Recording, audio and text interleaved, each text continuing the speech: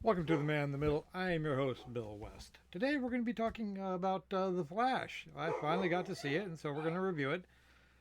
If my dogs will start barking at nothing outside. My dogs think there are terrorists out there, but I'm certain everything is fine. So, 2023's, one of 2023's, I was going to say the greatest disappointment, but that could be Blue Beetle. Uh, one of 2023's greatest disappointments was The Flash. I'm going to be a little divisive on this because I don't think it was that bad. Uh, I don't care for the actor Ezra Miller. I didn't like him in Justice League. I didn't. I really didn't care for him in this. Grant Gustin I thought was a superior Flash in the TV series. I just think the TV series went off track in the later years. I really enjoyed the first couple years where they, you know, dug into the comic book roots, and we got to see Multiplex, King Shark, Gorilla Grodd, Firestorm. I love Firestorm. He's my favorite DC superhero. But we're not talking about that Flash. We're talking about the movie. Okay, so Barry decides to go back and save his mom. He does that. He goes forward and finds out that he has screwed everything up. So, uh, and created a separate timeline. While he's there, he gives the powers of the Flash to to the Barry of that timeline. Oops, sorry, Marlon.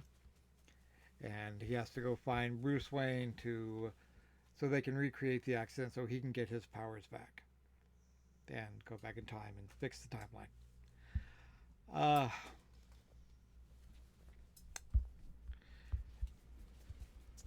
it's not a bad movie. Is it a great movie? No. Is Ezra a good actor? No. Uh, I did enjoy Supergirl. I mean, this being a totally different timeline, there was a totally different Supergirl. She wasn't blonde and buxom. She was a more athletic brunette with short hair. Uh, I thought she was perfectly fine. Uh, it was nice seeing, the I can't remember his name. As Batman. The effects were pretty good. It was interesting flashing back to Man of Steel, though I don't know why we had to do that. I think that we could have come up with something else that involved Batman and Supergirl and the multiverse. It was interesting seeing the multiverse. The cameos were cool with John Travolta, uh, Chris Reeves.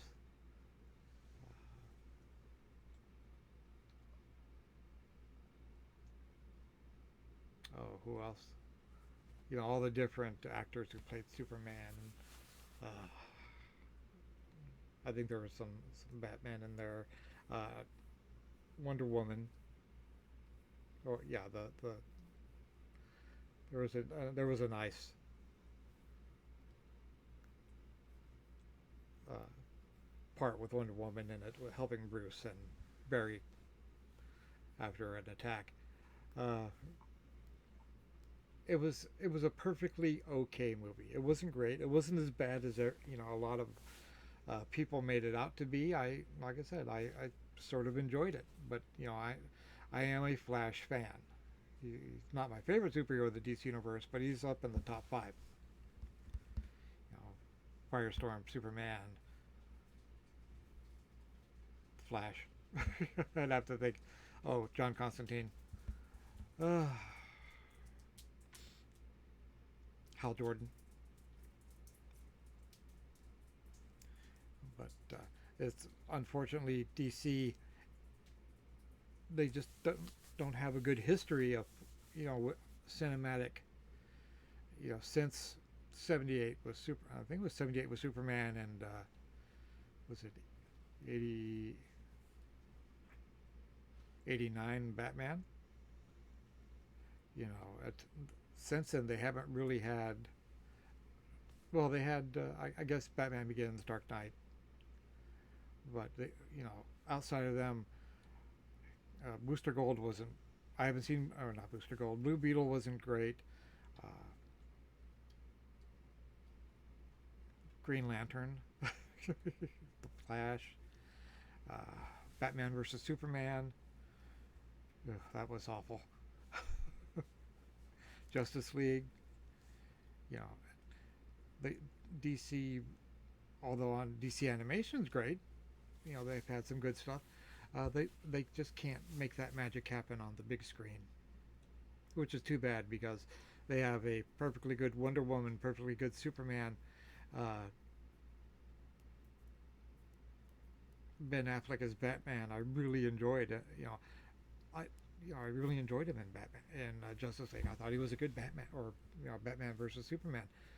He was perfectly good.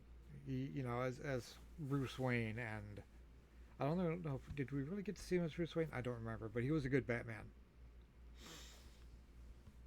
and I wish we could have seen more of him. Uh, I wish I could move my camera. My cat is laying on his back, sleeping now.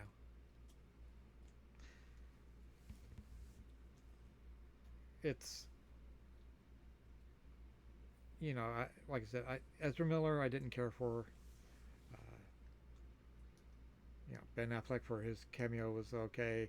It was nice seeing Gal Gadot's Wonder Woman. All like I said, all the other cameos were fun. The effects were good. The music was okay. I can't really remember much of it, so it can't be that great. But it wasn't jarringly bad. Excuse me. Oh, I wish I had some water.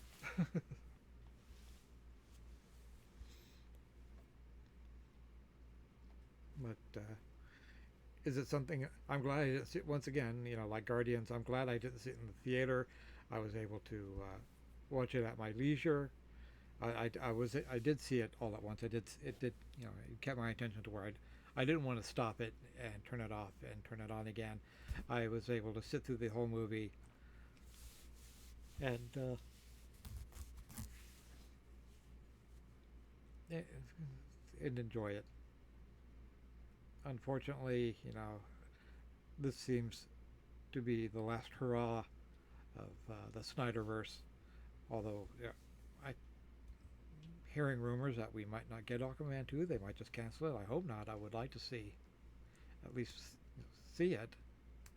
I'm not glad. I'm not sad. That they got rid of Batwoman or Batgirl, whatever. But this one, you know, my cat's gonna fall over. I'm sorry, I'm watching him and not making the movie, or not making the video. Uh, if you have the chance to watch it on streaming and you're not paying for it, uh, give it a shot. It's a good waste a couple hours. Like, it's not a bad movie. It's not great by any means, but it's not as awful as most people are making it out to be. If you're, I wouldn't buy it. I'm not going to buy it on 4K or Blu-ray or even DVD. It's a movie that I saw once and I appreciated. I'm glad I saw it, but it's not something that I want in my I want in my collection. Well, that's me. Your mileage may vary. I hope you enjoyed this video. If you did, please give me a thumbs up. Drop a comment down below. My next video is going to be on episodes 4 and 5 of Ahsoka. I didn't expect to make one so soon, but we're going to talk about it. Also going to be talking about the Tulsa King, or Tulsa King. If you haven't seen that yet, you need to find some time and stream that one. That was a kick-ass show. Probably Stallone's best acting in his career. All right. My name is Bill West. I am the man in the middle. I will talk to you again soon.